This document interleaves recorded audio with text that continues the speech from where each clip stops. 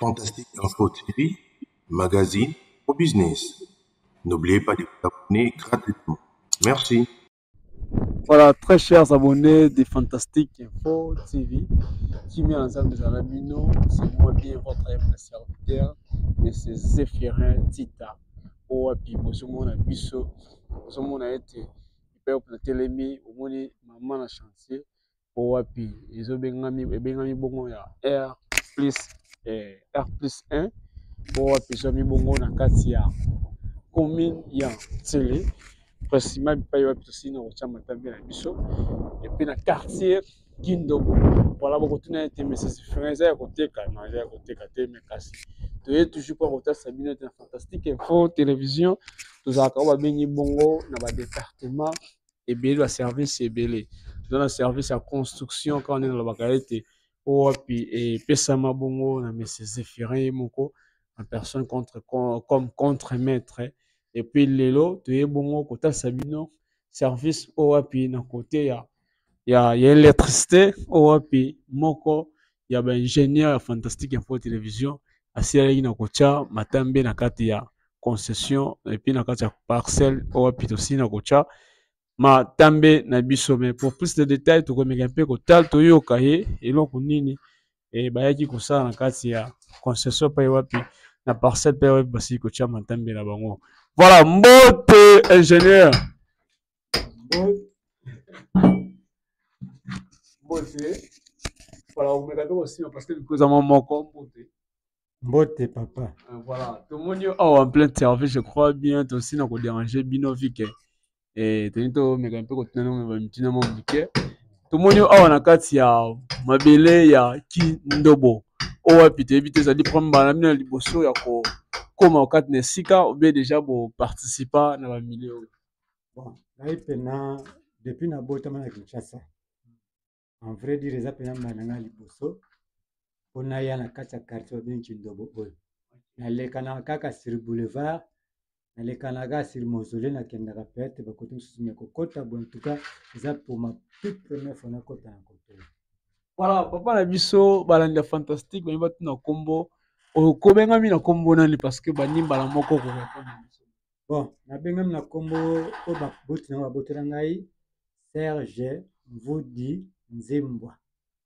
Voilà, papa na biso Serge ingénieur ya makasi te na mutuna tomoni chantier telemi tomoni ezali bongo ya R+F o abesami bongo na quartier Kindobo kasi to yeba boyeki na cadre ya kosala ba finissage ya hôtel bongo na côté ya électricité ou bien boye et kosala en fait ndeka potala sala. Bon, nayaki pena mpona kosala finissage comme tel te. Nayaki nde parce que babengaki ngai na ndeko na ngai moko naya kotala chantier ezali awa. Ezali na problème que basalaki déjà mosala na R+1 nde tobengaka na terme moko technique. C'est-à-dire ndako ya niveau moko. Mais batiaki déjà oyo ebenge basinga na kati ya dalle. Mais komonaki basinga basaki ni bayibaki yango na bamiyibi. Nde yango bainteresaki ngai ntango nayaki nasaki betide na ngai par rapport à connaissance na ngai nde efalaki naya mpona meke mpe kozongisa basinga wana na technique oyo balakisa ngai mpe nayeba mpe kosala installation moko complète mpona ndako mobimba eloko mpena oyo ememaki ngai kati na esika nde yango. Maintenant ezali pasi koyoka ete na ndenge osi koloba ete oyaki kosala modification kotala ete ndako ya niveau moko modification pamba te toyebaka ete yambo ete okule dalle na niveau moko soit de niveau esengaka ete tolekisaka tobengaka bongo baélectricien baya bayebana koparticipe pour ke bameka mpe kolekisa babengi bongo baflexible na bango basinga na bango de manière ce que emeke koleka na kati ya dalle pour ke eyeba kocomplike bango te na oyo bakosala bongo continuité ya oyo babengi bongo ya bainstallation na bango me na bino bosuki boni na baméthode wana oyo bandeko bamekaki kosala déjà liboso. Bon, méthode tosalelaka nde yango wana avant kokule dalle parce que kokule dalle ezalaka mosala moko ezalaka mpasi kamoi toprofitalia kotia singa na kati ya dalle de sorte que evanda libela na kati mpo soki orate kotia singa na kati ya dalle en tout cas ekomaka impossible mpona kotia so singa na kati ya dalle mais lokola ya singa elekanaki lokola mpasi esika ezalaki sécurise te bato mabe basalaki balekanaki bayibaki basinga wana mais ngai lokola technicien na connaissance naza nango na expérience ya mosala naza nango ebaki lolenge nini ya kosala mpona zongisaka meme basingana nde bandeko bayibaki.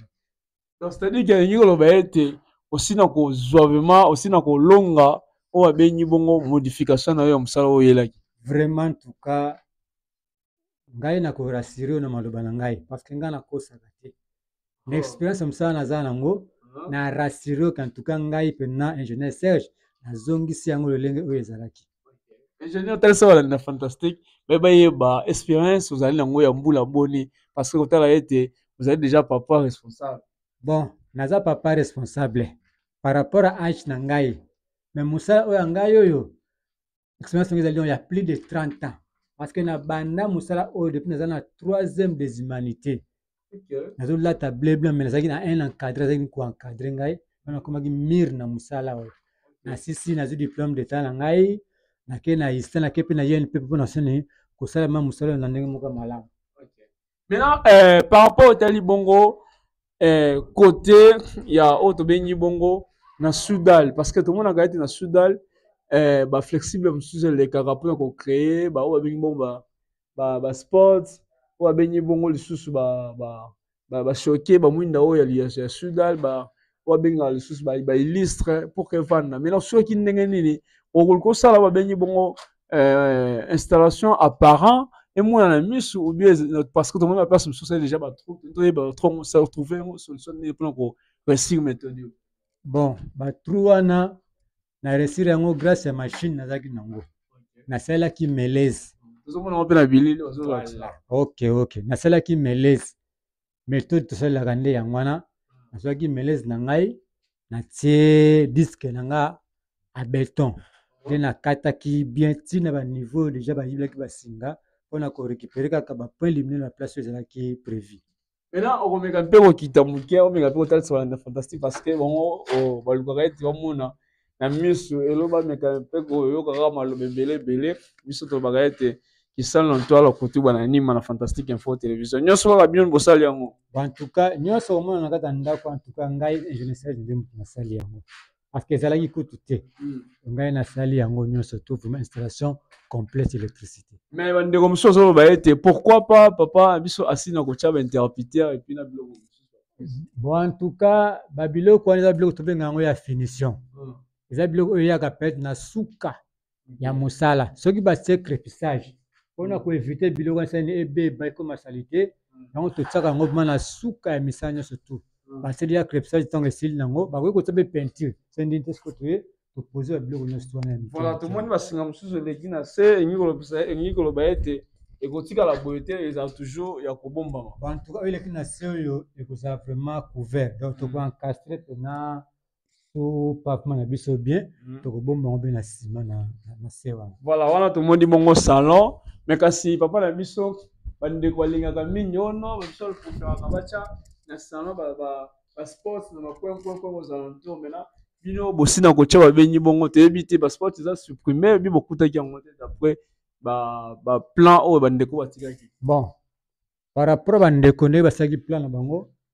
baprévoyaki basport mais normalement basport ekotaka na kati ya dale te basport ezelaka nango lokola lelo tokomona système ya kosala staff na kati ya ndako nde soki basali na bango nini na bango encadrement na bango ya staff nde sikoyo toyaka sikoyo nde tosali sikoyo installation ya sport na kati ya nini na kati ya staff wana.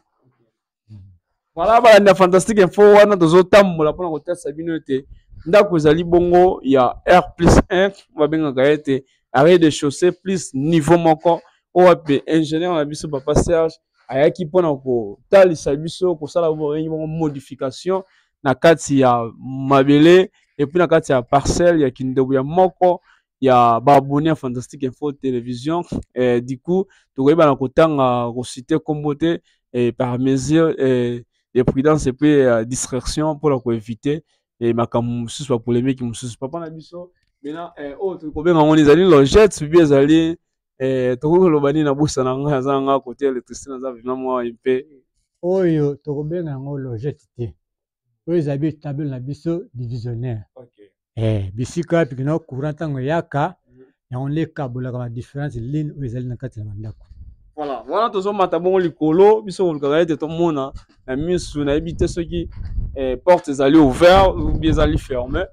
Mais kasi tomoni yango ezali ouverte puis tokomeka mpe kokota tomoni lisusu awa na véranda na semi véranda tomoni oyo lisusu tableau de visionnaire oyo mpezaka tableau de visionnaire nyonso oyo bandeko batikaki yango te yo moto osali yango kaka yango te ngani nasali yango lokola ndako ezali ya R+1 soki mpe ezali R+2 cela veut dire chaque partie ya ndako azalaka na tableau na ye juste mpona bacircuit kaka oyo econcerne kaka partie wana. Maintenant question mosusu nalingi atuna motuna bandeko mosusu tomonaka ete bautilisaka oyo babengi bongo bafil de terre toyebi te baparatonnerre soki baparatonnerre bino boutilisaka yango te toutilisaka yango ekotaka na kati ya installation déjà libéré ya ndako. Déjà ekoti ekoti mais lokola ngai mpena nasombisaki mama te parce que nabosonaki kosombisa ye fil de terre mais étape nango ntango ekoma naoyesa mama ke nasombela ngai fil de terre mpona kotisa yango na kati ya installation.